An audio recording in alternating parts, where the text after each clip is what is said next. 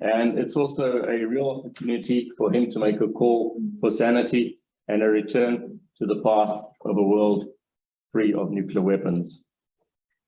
Since the inception of the Sean MacBride Peace Prize, it has been closely connected with the pursuit of nuclear disarmament and the abolition of nuclear weapons.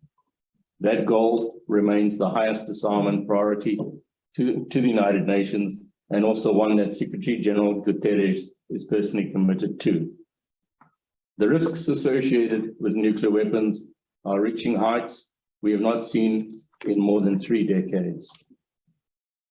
The importance of recognizing the brave individuals who push back against nuclear disaster is as necessary as ever. And to that end, I cannot think of a more appropriate recipient of the Sean MacBride Peace Prize than Ambassador Whyte Gómez. Elayne, when you took up the reins of the negotiating conference for the Treaty on the Prohibition of Nuclear Weapons, you shouldered a difficult task. The TPNW's genesis came on the heels of the failure to achieve an outcome at the 2015 NPT Review Conference. The TPNW was actively opposed by the countries that possess nuclear weapons and by our allies. Time frame for negotiations was very tight. As a new treaty on this exceptionally sensitive subject, there was also much ground to cover and many positions to take into account. Despite their mutual interest in achieving a ban on nuclear weapons, all states brought different regional and political positions into the negotiations. Today, the TPNW continues to grow in numbers. It entered into force in 2021, and in June this year, the first meeting of the states parties was successfully concluded. The declaration and the action plan adopted have set the TPNW on a practical path for its implementation. The TPNW represents the legitimate concerns of many states about the catastrophic humanitarian consequences of any nuclear weapon use, and as a repudiation of the dialogic of nuclear deterrence. None of this would have been possible if you, Elayne, had not shown such skill in guiding the TPNW into existence. Your deft handling of the conference enabled negotiating parties to move past their differences and to adopt the first comprehensive ban on nuclear weapons. As Secretary General of that negotiating conference, it was for me a genuine pleasure to work with a president who was as diligent and devoted as you are. Your patience, thoughtfulness, and ability to shepherd the various positions together were essential to the success of that conference. It was also a pleasure to work with someone who has such a keen understanding of and passion for nuclear disarmament. Elayne, the awarding of the MacBride Peace Prize is but one testimony to the important Siri, turn off do not the attainment disturb. of a safer and a more secure world. On behalf of the United Do not Nations, disturb is I now off. congratulate you.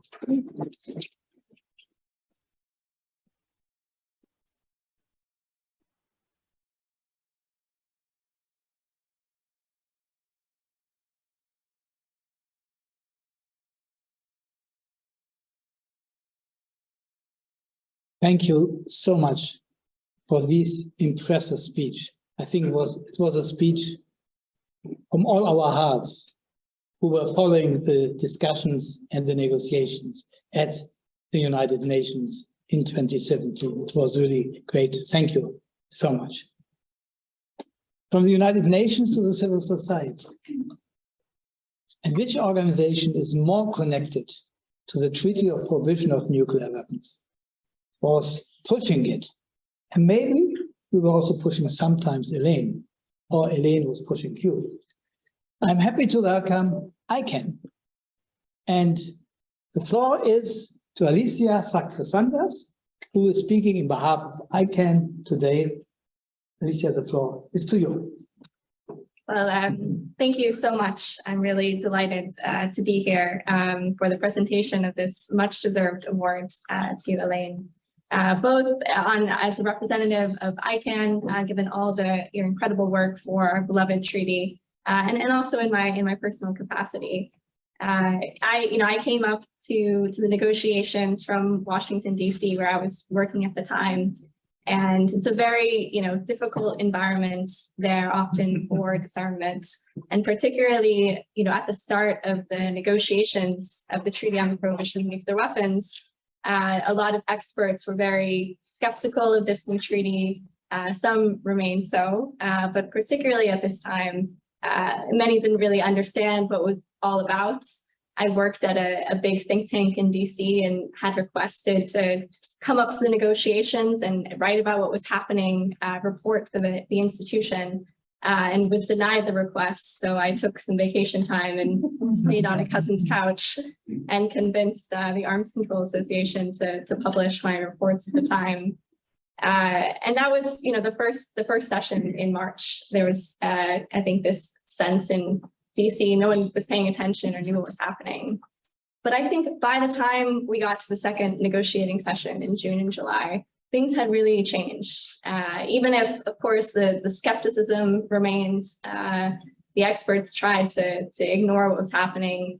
There was a sense that this was really happening, that this treaty was going to take place and come to fruition. I started getting more questions about what was happening in the UN from the community in DC. And I really think this is a testament to the leadership of Elayne and the conference, as the conference president during this time, to show that this was a serious, genuine negotiating effort to achieve a new treaty banning nuclear weapons. It really, I think, set the tone for the incredibly positive and constructive spirit of the treaty that has continued since the negotiations.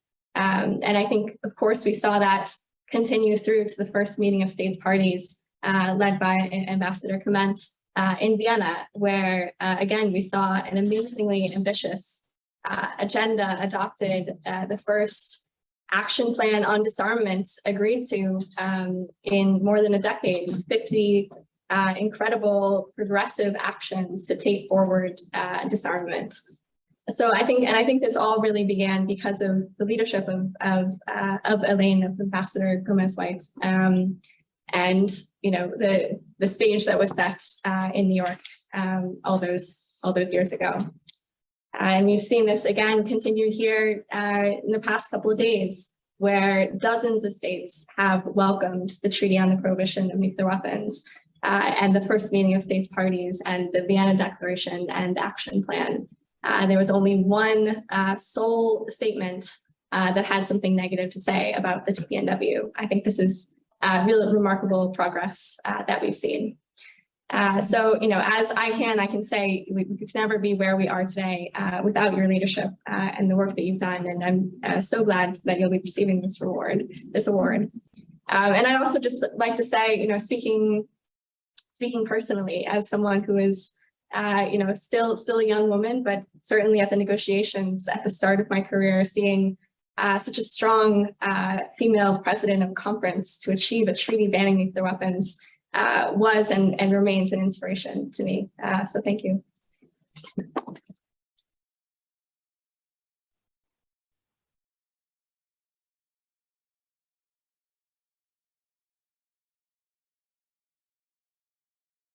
Yes, thank you, Alicia. And I think without ICANN and so many activists against nuclear weapons all around the world, we would not sit here. And so thank you for these words. And I think we will continue working. We have not reached our goal. It's a great pleasure for me to welcome someone. When I see the Hirakushas, my first thought is always, never, never again. Now you know why you are fighting against nuclear weapons. When I'm listening to them, it should never happen again. So I'm very happy that Kunioki Sakuno is today with us, and the floor is to you. Whyte たちのお祝いの弁会をいただき、ありがとうございます。私は広島県原爆被害者会協会の理事長の佐久間邦子と申します。Thank you very much for the opportunity to extend my congratulations to Her Excellency Ellen Whyte. My name is Kunihiko Sakuma, President of the Hiroshima Prefectural Confederation of 11 Sufferers Organizations. 核兵器禁止条約は、昨年発効し、核兵器廃絶への第一歩として、被爆者はもとより多くの人たちが大歓迎をしました。The TPNW came into effect last year is strongly welcomed by Japanese people, including Hibakusha of Hiroshima and Nagasaki, as the important step toward the abolition of nuclear weapons. 私たち被爆者の平均年齢は84歳、4.53歳となり、核兵器廃絶を見届けるのは困難かもしれませんが、核兵器禁止条約ができたのは、エレン・ホワイトさんのご尽力の賜物だと思っています。The average age of Hibakusha is already 84 or 85 years old. It might have been difficult for them to see the complete abolition of nuclear weapons. However, I believe that the TPNW is made it possible as the result of the great efforts by Excellency Ellen Whyte. 2017年7月7日、核兵器禁止条約が採択されたとき、ご高齢の被爆者の方は、核兵器禁止条約が発効したことに、ここまで生きられてよかったという人もありました。When the TPNW was adopted on July 7th, 2017, elderly Hibakusha were glad to have lived this long. 私たち被爆者は二度と繰り返すことがないように、若い世代に引き継ぎ、核兵器のない平和な世界を目指していきます。本日は誠におめでとうございます。We, the Hibakusha, will continue to work for a peaceful world without nuclear weapons, while passing it on to the younger generation, so that the horrors of the tragedy will never be repeated. I congratulate you today, Excellency Ellen Whyte, and thank you very much.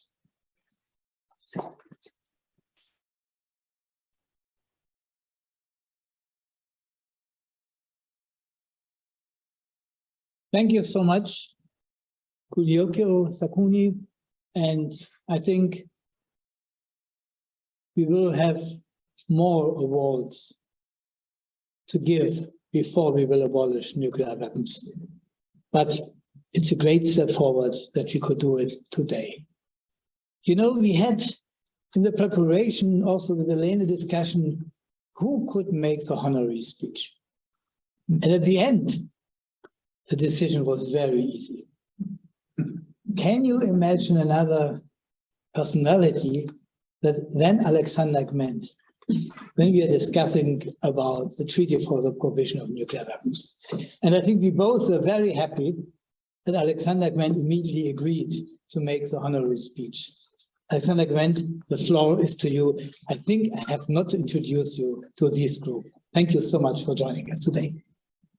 Thank you so much, dear friends and colleagues, dear Ambassador Whyte Gómez, dear Elayne. I was indeed very honored and pleased when I was asked to give the honorary speech for Elayne for her extremely well-deserved Sean MacBride Prize 2019 for the invaluable contribution to the TPNW. Dear colleagues, all of us have plenty of possibilities every day to make smaller or bigger contributions to make the world a better place. But sometimes some people find themselves in a situation where they are given roles, responsibilities, and opportunities to make such contributions on truly big issues of historical and even existential importance. As a student, I read You wanted to change the world, which many of us do. As an accomplished diplomat for Costa Rica, you suddenly found yourself with such a historical opportunity to do just that in the 2016-2017 time, when you presided over the negotiations of the TPNW, which were successfully concluded in July 2017. This was, however, no coincidence. You were studying and working on disarmament issues, especially humanitarian disarmament issues, such as landmines and cluster munitions for several years before, very much in line with the proud diplomatic tradition of Costa Rica, your country that you represented in Geneva. So when the time was ripe for the TPNW in that period, after years of working on promoting the perspective on the humanitarian consequences and risks of nuclear weapons, where Costa Rica had also been centrally involved, Elayne stepped forward to lead the negotiations. So nuclear disarmament negotiations, led by a female ambassador with a great level of experience from a small country with a long humanitarian disarmament tradition, from a region that's so strongly committed to nuclear disarmament, that was of course immediately seen as an excellent choice. But Ambassador Whyte Gómez also represented as a person all the qualities that the future TPNW was intended to stand for. Democracy, giving a voice to on nuclear weapons also to those states whose views are often sidelined in the nuclear weapons debate, and from a region that is so strongly committed to nuclear disarmament. Let me just add as an aside that, for example, Costa Rica had been applying to be a member of the Conference on Disarmament for many, many years and is still waiting. The second principle, commitment to multilateralism and to strengthening international law, or true commitment to achieving a world without nuclear weapons because of the humanitarian and moral imperatives. A different approach to gender in the nuclear weapons debate, both in terms of leadership and participation. So Elayne was designated to preside over the TPNW negotiations and was thus given a historical task to work on a treaty that represented the aspiration of humanity for decades, where progress has been difficult or even fully elusive for decades. Of a treaty that was strongly opposed by some of the most powerful actors, which wanted it to fail and worked to fail. And at the same time, where the expectations of the supporters were extremely high, so in short, terribly daunting task. But Ambassador Whyte Gómez approached this task with courage and with determination, working with conviction, building and strengthening partnerships with other champions, trying to balance ambition, aspirations, expectations, and of course, dealing with antagonisms. The story of the negotiations is an interesting one, and many actors played crucial roles, emphasized different aspects, had different roles to play in the outcomes, and of course in their roles in the success of the TPNW. However, much of it, of course, boils down to the presidency, pulling things together, pulling people together, and finding the narrow path to bring this process over the line. And Elayne did just that. Now, is the TPNW a perfect treaty?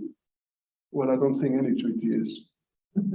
But one thing is clear, also for the skeptics of the TPNW, for those who thought, like myself, for example, that we need to use this historic opportunity to negotiate a clear-cut and unequivocal prohibition on nuclear weapons that is based on the profound arguments on the humanitarian impact of nuclear weapons and risks.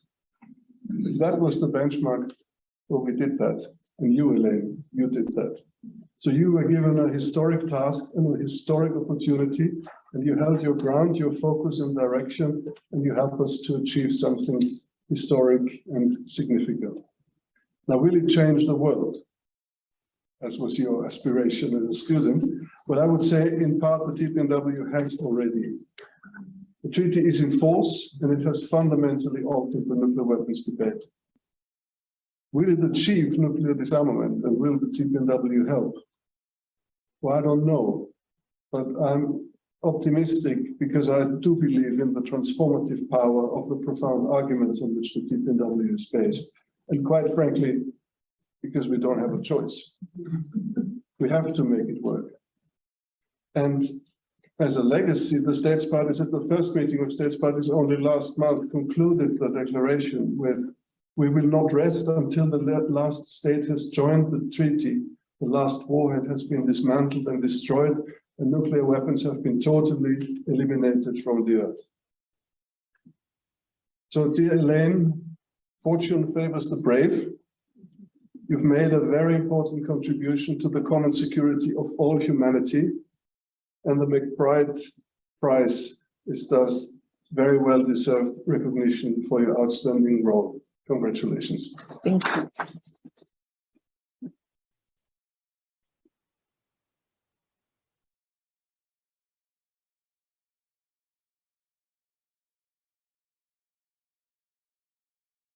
So it's now up to me to give the award to Elayne Gómez. Right. Elayne, this is the medal of Sean MacBride, and this is the document that you got the award. And you have also some nice flowers for you. So thank you very much for holding the award.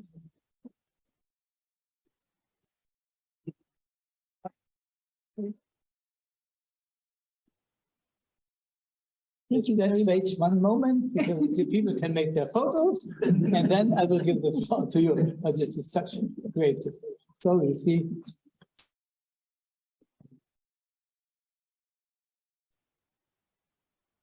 So I think I take it short. Oh, okay. You made it. Thank you. Yes, wonderful. Yeah. So maybe you give this shortly back to me, and I will give the floor to you for your speech. Thank you very much.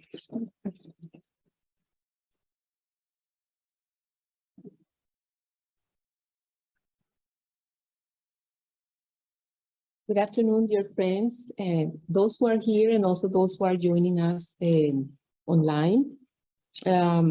Rainer Braunsch and Joseph Gerson from IPB, the International Peace Bureau. Tom, the secretary of the conference, who I can say, after leaving a process like that, we remain bound for the rest of our lives. Absolutely. Mr. Kunihito Sakuma, dear Ambassador Clement, Alexander, Alicia, it's a pleasure. Stephanie, thank you for everything. It's a real pleasure that you have put together this wonderful event, and I feel really honored. This room is full of warmth and recognition, and I am very, very happy to be here today. I have to say that I feel really, really honored to have received the Sean MacBride Peace Award in 2019. Yes, but we did survive a pandemic, so it was an important thing to be patient. To receive this award for my contribution to the completion of the historic treaty on the prohibition of nuclear weapons, a treaty that was negotiated here at the United Nations headquarters and mandated by the General Assembly and adopted by the solid majority of the international community here at the headquarters of the United Nations, the organization that was born precisely to avoid that future generations had to undergo the scourges of war. At this moment, I have to say that I have in my mind and in my heart every single person that worked hand in hand with me to accomplish the task of the presidency. All my diplomatic colleagues from Costa Rica, many generations of them, also the UN staff. Tom, it was a pleasure to have you as the secretary of the conference. also the legal advisors, the translators, all the officials in charge of handling the documents, and many other small details that usually are not seen when we are accomplishing the negotiations. All of them worked around the clock and against a tremendous time pressure, and I think sometimes even other pressures, and also scholars, academic institutions, the regional groups that were wonderful and so committed and passionate. The core group of states that promoted and very skillfully and strategically led this process. The bureau of the conference. But I also have in my mind, in my heart, all the leaders from the visionary leaders from my own country and from my own region, from Costa Rica, who dare to dream to build a democracy, and a disarmed democracy, and a nation that can build in peace and prosperity. Also, all the leaders who have, over the decades and centuries, worked against racism and racial discrimination and for the betterment of the conditions, especially of the people of African descent in this American continent, all the American continent, all the Latin America, the Americas. And also to all the leaders that have struggled for so many centuries and decades to give women a role in the conduct of social affairs. So my family, my parents and my mother, who is in Costa Rica, they are all here with me today, and I want to honor all of them. I hope that I didn't forget anybody. If I read all the names. Indeed, presiding over a diplomatic conference of the United Nations is a challenging, very challenging endeavor, as well as one of the greatest honors that a citizen of the world and a diplomat like myself can receive in her lifetime. And this is especially true for the TPNW.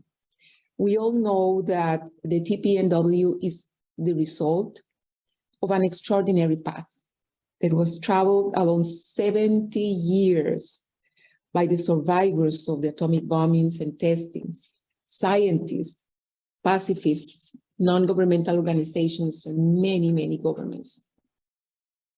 More recently, this road was invigorated by the movement of the humanitarian impact that analyzed the real-life consequences of nuclear weapons on human beings, the environment, and socioeconomic structures, and concluded that nuclear weapons should never be used again under any circumstances, and that they ought to be abolished. So this invaluable human, historic, political, and scientific acquis was put in the hands of the conference and in my hands to craft through those difficult procedural, institutional, drafting, negotiating dynamics, competing dynamics and views to generate a treaty that responded to the mandate and the aspirations, a treaty that complemented and reinforced the existing non-proliferation and disarmament architecture, a treaty that created pathways for nuclear weapon states to undertake their disarmament obligations within the treaty provisions, and also a treaty that for the first time allowed for the visibility and paid justice to the victims, and also established the commitment towards environmental remediation. It is my sense that the conference did live up to this immense responsibility, and that the treaty does reflect this historic and an unprecedented process in several ways. I want to share with you that this conference, I think, was a transformational experience. It was for me as a person and as a professional, and I am sure it was for most of the people that took part in this historic effort. First of all, let me tell you that I really learned about human resolve and conviction, just as much or even more as I learned about difficult legal procedural matters and negotiation and intercultural affairs and so on and so forth. I also visited Nagasaki and Hiroshima in 2017 in the process of the negotiations, and I understood with my own sense of humanity that we could not fail in this process. But dear friends, I think the most important sense of achievement of this conference was the fact that on July 7th, 2017, survivors of nuclear weapons use, production, and testing witnessed.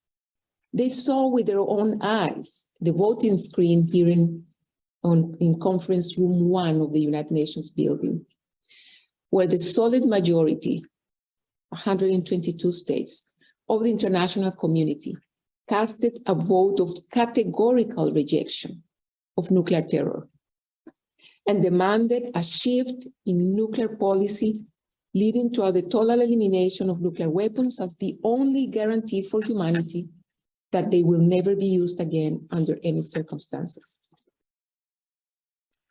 I recall the voice of Setsuko Thurlow, then a 13-year-old girl who survived the atomic bombings in Hiroshima, that expressed with tears in her eyes, "Madam President, I have been waiting for this day for 7 decades, and I am overjoyed it has finally arrived." Survivors of the horrors of nuclear testing in the Pacific, Central Asia, and elsewhere rejoice to see their life search for justice, assistance, recognition being acknowledged by the international community. That was the greatest gift. But I think, friends, that this experience should also lead us to a reflection about the principles and the purpose of diplomacy and international affairs. Diplomacy was born as a social practice through which states conduct their business, seek to secure their national interests through alliances, trade, and different expressions of cooperation. Today's world is not only interconnected and interdependent, but also humanity has created unprecedented scientific and technological capacity that allows us to know the real impact of state decisions and public policy. In the case of weapons of mass destruction, confronting the evidence of the devastating consequences of nuclear weapons has to have profound implications for international politics, and I think also for the practice of diplomacy. The ancient practice of diplomacy and the work of diplomats thereof does not consist only in securing state interests, even when those interests enter in conflict with humanity's survival and imply abhorrent human suffering.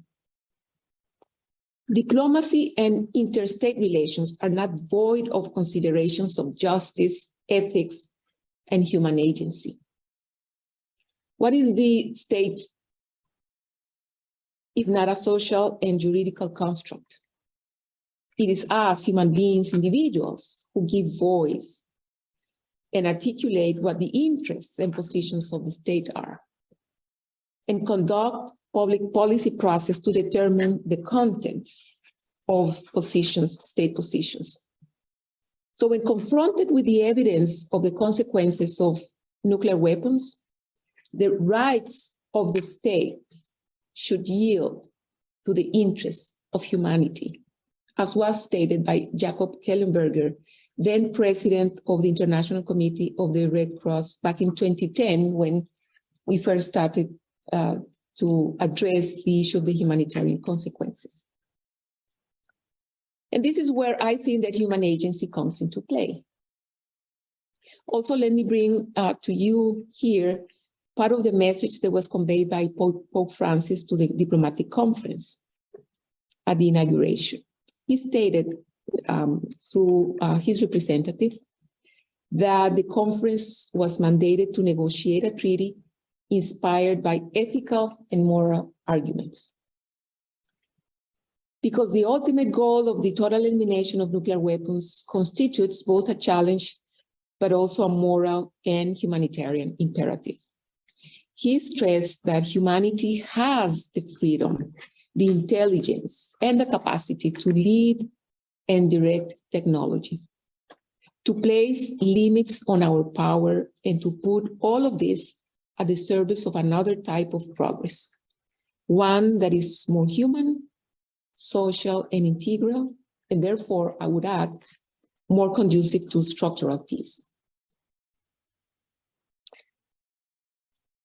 This, ladies and gentlemen, we have to acknowledge also that great historic achievements also have come when leaders get people to confront tough realities, promote new values and actions with conviction and perseverance. And this, my friends, is the great leadership lesson we all acquired from the multi-stakeholder alliance coalition that brought together civil society, survivors, scientists, governments, international organizations. Innovate, think anew, try new approaches, dare to dream, never give up the dream of making the world a better place, more just and more secure. Action by action, word by word, day by day. In this context, I want to highlight the impressive role of women leadership in this process, from civil society, the great female leadership of ICANN and the survivors, scholars, delegates, institutional representation from Izumi Nakamitsu. There was a lot of female leadership in this process, and I want to all of us to acknowledge this as well. Precisely in the process, I remembered and thought about this a lot in 2020, I believe, with the anniversary of the resolution 1325 from the Security Council. I also want to tell you that I am very pleased to see the positive evolution of the TPNW since its adoption in 2017. The treaty, I think, is in position to continue playing a transformational role. Its ratification is entering into force in 2021. The positive and successful first meeting of state parties in Vienna, chaired by Ambassador Clement. Also the presence of states that are members of NATO and other security alliances as observers demonstrates that what brings us together is the overall concern of the risk of nuclear weapons, and also the will to work together, especially in times of great risks for humanity, as this one is. Ladies and gentlemen, the joy of this ceremony comes at a very disturbing moment for the international community and for all of us, and for myself as well. Recovering from the pandemic, a climate crisis, and a brutal invasion of Ukraine, military buildup, nuclear weapon modernization, and innovation. Just to cite an example, in 2021, CIPRI reported that the world military expenditure had surpassed for the first time the $2 trillion US. And it has continued to grow even when everything collapsed during the pandemic. Just to make a comparison, the OECD just released a report of the promise of the Copenhagen Conference on Climate Change to mobilize $100 billion a year by the developed countries to contribute with climate change adaptation. And in none of the years ever since have the allocations reached even 80% of that amount. And probably it'll take us a whole decade to achieve that goal in 2025. So with this asymmetry, you know, we cannot continue on in humanity with these kind of asymmetries in resource allocation. But I think also there is hope. I choose to have hope.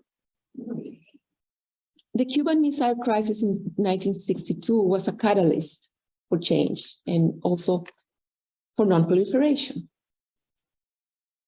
I hope that today's juncture would also catalyze a transformation, not in the direction of the dismay of the international rules-based order, but in the road of a renewed resolve towards disarmament. And that is what I hope for this current review conference of the NPT.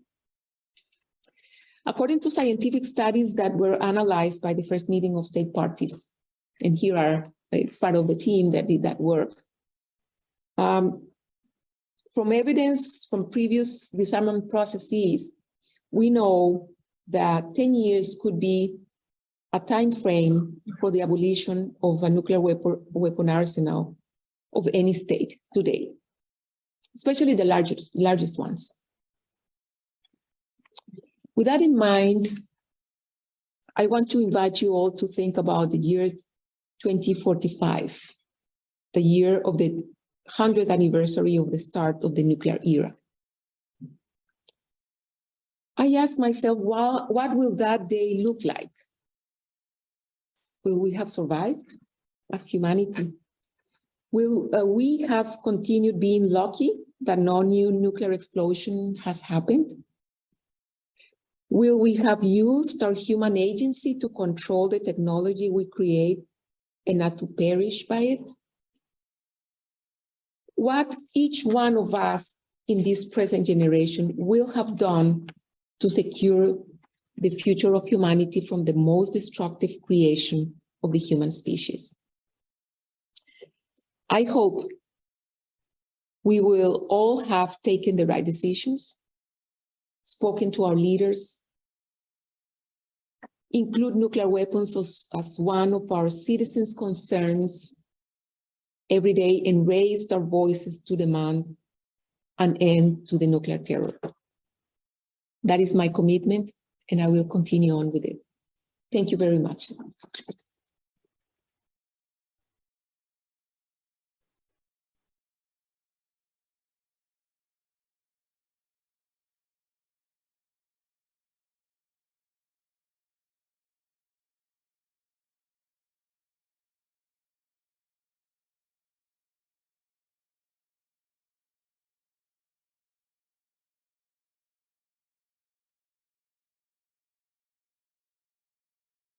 I think we all hope that human beings will make the right decisions till 2045. But I know that we made the right decision to give the MacBride Award to you.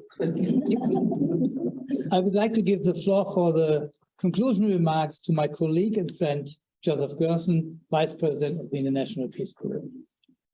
Thank you. You know, I love Reiner, but when he gives you an assignment to be the closing speaker just before the program begins, you should have sympathy for the speaker here. So first to say that, you know, it's been my privilege to be associated with the International Peace Bureau, and I have to say I'm especially proud that it had the wisdom to offer you the MacBride Prize, which is more than well deserved. You know, listening to you speak, I think we're all privileged to hear your speech, right? And as you were speaking, I found myself remembering Martin Luther King's speech, where he said, "I have seen the promised land." And we know that more than a little bit of effort, wisdom, and courage took him to the place where he could see that promised land. And so, as one human being to another, I really want to appreciate what I know was within you as you saw that, as you've done the work that you've done. I'm probably one of the few people in this room who actually knew and worked with Sean MacBride. And simply to say that I think the combination of your passion, your commitments, and your skills, as well as your courage, are very consistent with who he was and his strengths. One of the things I wanted to appreciate, and I think you made reference to it, you know, is the way in which the work that you did really a kind of shepherding, helped to bring into reality the hopes, the work, the labor of really thousands upon millions of people, both across generations and across the world. And in a way, just to appreciate that you had the privilege as well as the skills to do that.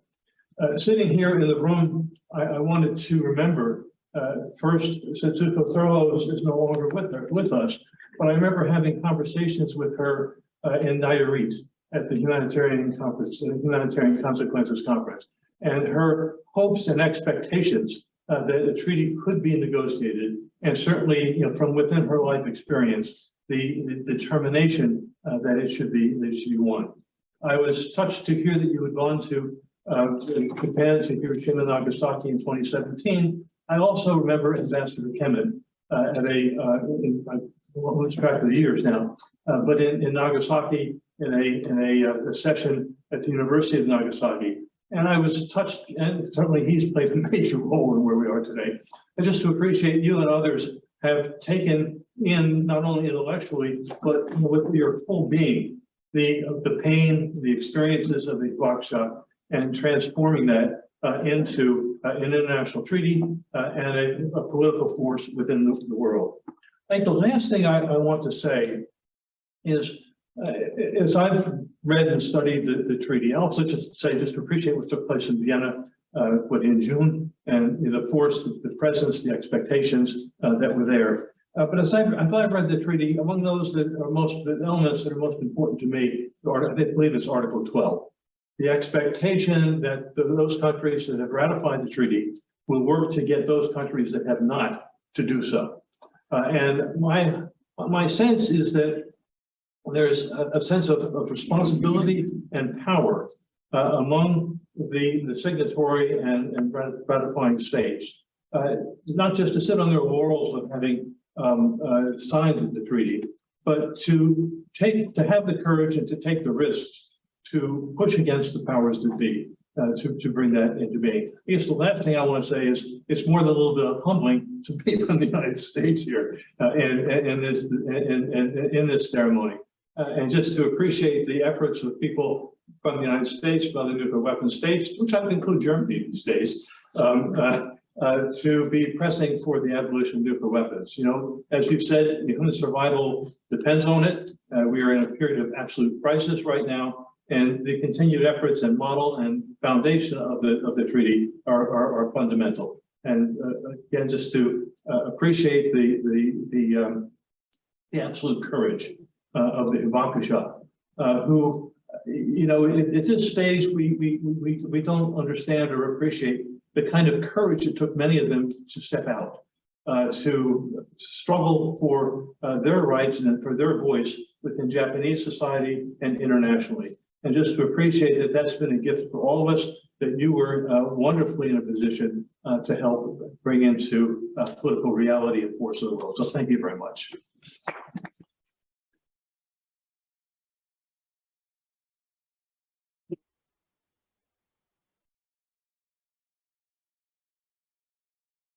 Thank you, Joseph. Thanks to all our speakers. Thanks to all of you who were joining online and offline to this event. I think this was emotionally strong. It gave us new power for the not easy situation to continue our fight for a nuclear weapon-free world. And Elayne, hope to see you somewhere again, maybe at the United Nations, chairing one of the big events, and maybe together with Alexander, the 50th anniversary of this treaty with 120 ratified countries, 160 signatory countries, and the small rest, which we have to convince later.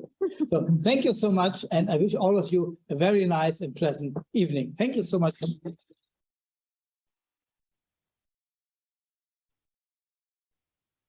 Very much.